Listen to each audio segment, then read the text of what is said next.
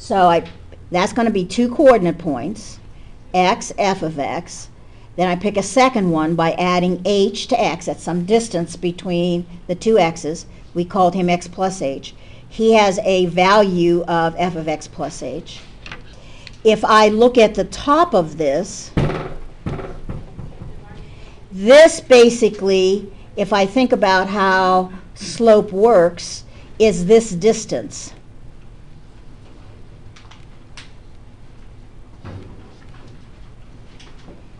That's y2 minus y1, as we know it.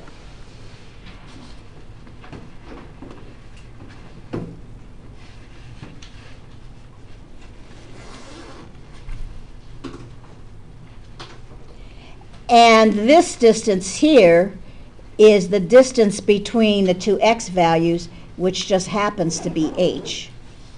So this is x2 minus x1.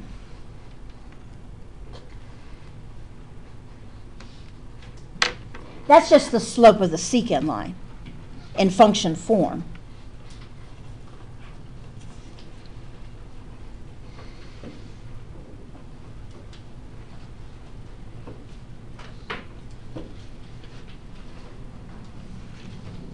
Slope of the secant line in function form. That's all that is.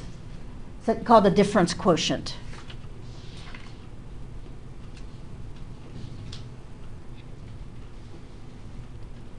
So that says, okay, if I'm going to find the slope of the secant, I pull 2 points, I draw a line between those 2 points, and it's easy enough to find his slope.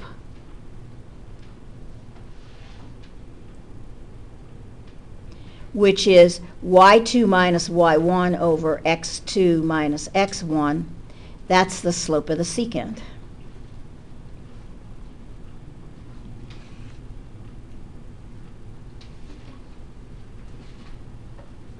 This guy would be some work. Now, the second one we look at is what we call instantaneous rate of change. Instantaneous rate of change is what we call the tangent line. That's where essentially we pull lines. Here's an x value. There's the slope of the secant between those two values. Then I pull a second point and calculate another slope. Notice their two slopes are different.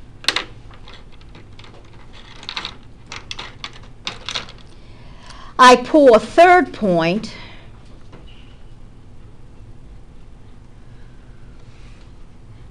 the three are different.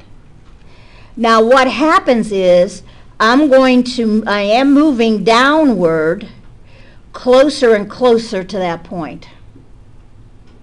Now as that happens, that line eventually comes in and only touches the graph or appears to touch the graph in one place. That's called the tangent line.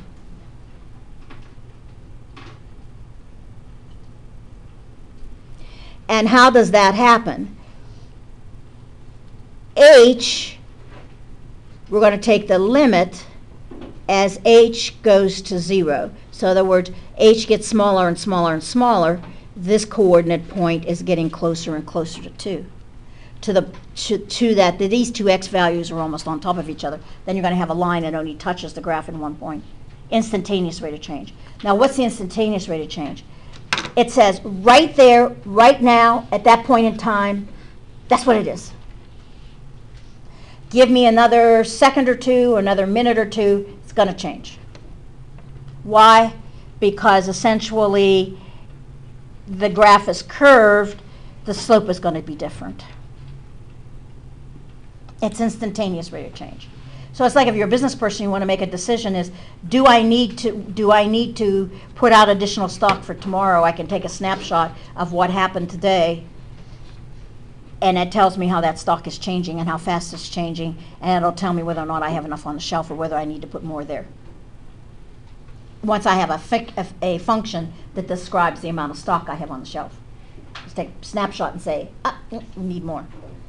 the rate that the stock is dropping is too fast. I don't have enough on the shelf to sell. I need to pour out more out there for tomorrow.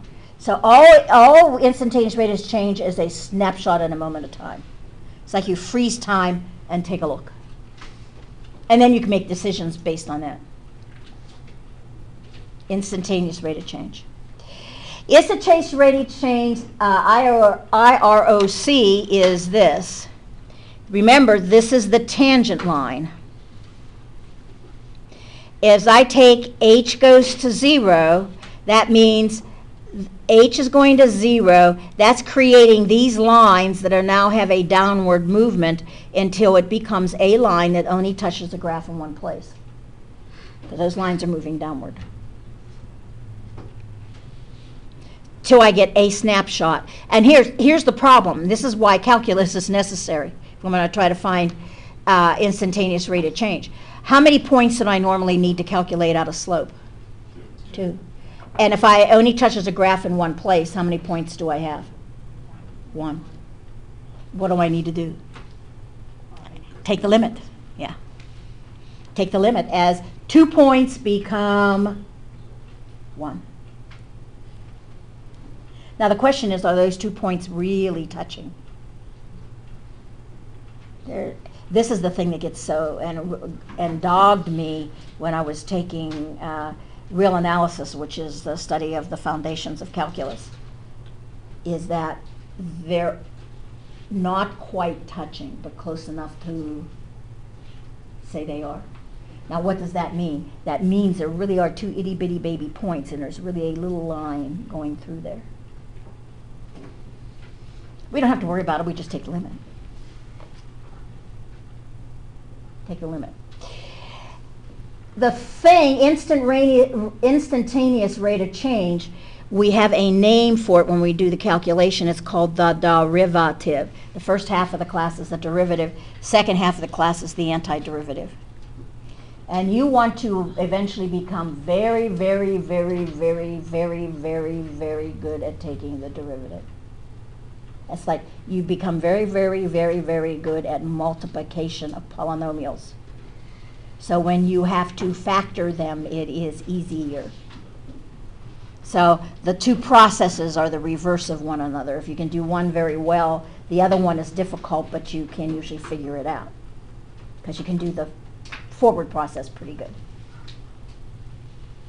The notation is F, and normally with a little apostrophe here, we say it's F prime of X.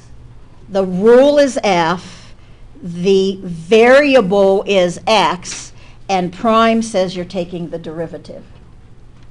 The definition of the derivative is this.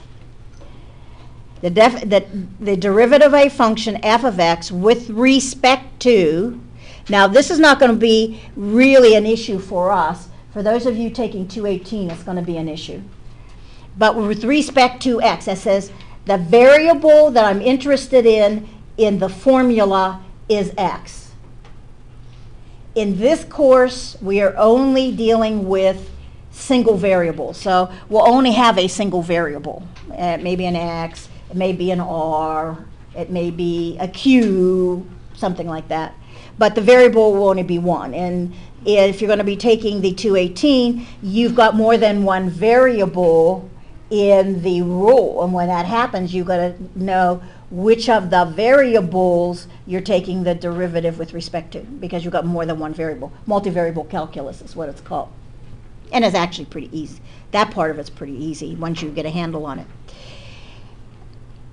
F prime is given by f prime of x equals the limit as h goes to 0 of f of x plus h minus f of x all over h. That's the difference quotient. That says as h goes to 0, and we come back up here to our picture, as h goes to 0, this line is moving down till it becomes the tangent. Now if I take a look at the formula and I put in 0 for h, what do I get? 0 over 0. And 0 over 0 we know is indeterminate, which means we need to use algebra. And we want to try to avoid that at all costs if need be. But it's a 0 over 0 form, which means there's going to be some manipulation of some kind involved, at least at the moment. And it says, read f prime as f prime of x. The process of computing the derivative is called differentiation. And we say f of x is differentiable at x equals c if f prime of c exists, if the limit exists. F prime is a limit.